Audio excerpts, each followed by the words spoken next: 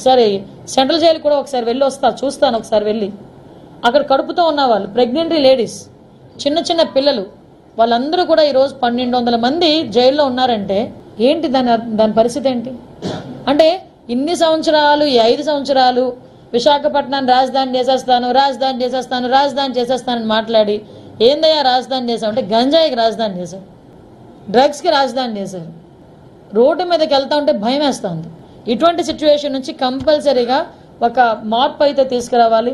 ఆ మార్పు తీసుకురావడానికి వైజాగ్ ప్రజల్ని కూడా నేను సపోర్ట్ కోరుకుంటున్నా. డెఫినెట్గా పోలీస్ వాళ్ళకి సపోర్ట్ చేయండి. ఇంకొకటి కూడా చెప్తున్నా, గంజాయి విషయంలో నేను పోలీసులకి ఇన్ఫర్మేషన్ ఇది కూడా చెప్పాను. గంజాయి విషయంలో ఎవరైనా పట్టుబడిన తర్వాత పోలీస్ డిపార్ట్మెంట్ వాళ్ళకి మేము అధికార పార్టీకి సంబంధించిన వాళ్ళమని చెప్పినా కూడా మీరు టాలరేట్ చేయొద్దు అని చెప్పా. ఎవరైనా ఒకటే తప్పు చేసినవాడు. గంజాయి విషయంలో ఎట్టి పరిస్థితుల్లోని తెలుగుదేశం పార్టీ వాళ్ళైనా, జనసేన, బీజేపీ ఏ పార్టీ వాళ్ళైనా, ఆఖరికి వైఎస్ఆర్సీపీ వాళ్ళైనా ఎట్టి పరిస్థితుల్లోని ఎవరిని కూడా టాలరేట్ చేయాల్సిన అవసరం లేదు. టాలరేట్ చెయ్యం, ఎట్టి పరిస్థితులను టాలరేట్ చెయ్యం. టాస్క్ ఫోర్స్ ఈ రోజు నుంచే రంగంలో దిగుద్ది. చెక్ పోస్టులు పెంచుతున్నాం. చెక్ పోస్టుల దగ్గర సీసీ కెమెరాస్ కూడా మేము అరేంజ్ చేసుకోవడానికి సిద్ధపడుతున్నాం. చెక్ పోస్టుల దగ్గర సీసీ కెమెరాస్తో పాటు దాన్ని మానిటర్ చేయడానికి ఆల్రెడీ కంట్రోల్ రూమ్స్ దగ్గర ఉన్నాయి. కాకపోతే నాకు ఎంత బాధ అనిపిస్తుందంటే ఇవన్నీ మేము చేయగలమని వాళ్ళు చాలా కాన్ఫిడెంట్గా చెప్పారు పోలీసులు. కానీ ఈరోజు సిటీలోనే చూస్తే 1700 సీసీ క్యామ్స్ ఉంటే 700 పనిచేస్తున్నాయంట. ఏంటి అంటే మెయింటెనెన్స్కి డబ్బులు లేవు. ఈ 5 సంవత్సరాలు పోలీస్ స్టేషన్ మెయింటెనెన్స్కి డబ్బులు లేవు. వాళ్ళు ఇచ్చే 8000 రూపాయలు కూడా 5 సంవత్సరాలు ఇవ్వలేదు. ఏమైపోయిందండి ఈ డబ్బు అంతా? ప్రతి నెల 8000 రూపాయలు వాళ్ళకి వచ్చే మెయింటెనెన్స్ అంటే స్టేషనరీకనో దేనికనో ఖర్చులకనో దేనికనో వెళ్తే దానికి కూడా 8000 రూపాయలు కూడా ఈ రోజు వరకు లేవు.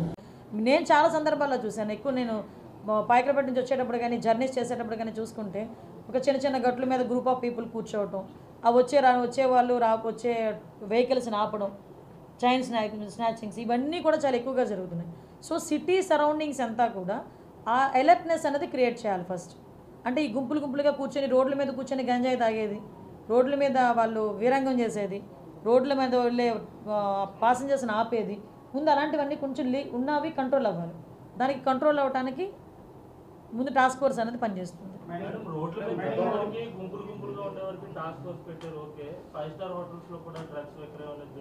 అమ్మా ఇంకోటి కూడా చెప్తున్నా, ఇప్పుడు ప్రతి ఒక్క చోట పోలీసులు వెళ్ళి కూర్చొని చూడలేరు. నేను అది సిటిజన్ పార్టిసిపేషన్కి కూడా నేను ఇంకొకటి కూడా మేము మాట్లాడుకున్నాం. ఎవరైతే గంజాయి విషయంలో ఇన్ఫర్మేషన్ ఇస్తారో వాళ్ళకి ప్రైజ్ మనీస్ కూడా మేము ప్రకటించడానికి కూడా సిద్ధపడ్డాం. Yes exactly. మీకు వీలైతే టోల్ ఫ్రీ నెంబర్ కూడా ఇమీడియట్గా మీకు ఒక 10 డేస్లోనే, అంటే నీ ఛార్జ్ తీసుకుని 1 వీక్, 10 డేస్ కూడా అవసరం లేదు, నాకు 1 వీక్లోనే ఒక టోల్ ఫ్రీ నెంబర్ చెప్తాం. ఎవరైనా ఇన్ఫామ్ చేసింది కరెక్ట్ అయితే కనుక ఇన్ఫామ్ చేసిన వాళ్ళకి గోప్యంగా ఉంచుతాం, వాళ్ళని బహిర్గతం చేయం. టాస్క్ ఫోర్స్లో డబ్బులు జనరేట్ చేసుకుంటే మనం దోచేసుకోవాలనే ఆలోచన ఉన్నవాడికి అయితే డబ్బులు జనరేట్ చేయలేడు. కానీ డబ్బులు జనరేట్ చేసి మంచి చేయాలనుకున్నవాడు ఎలాగైనా జనరేట్ చేయగలడు. చాలా సోర్సెస్ ఉన్నాయి.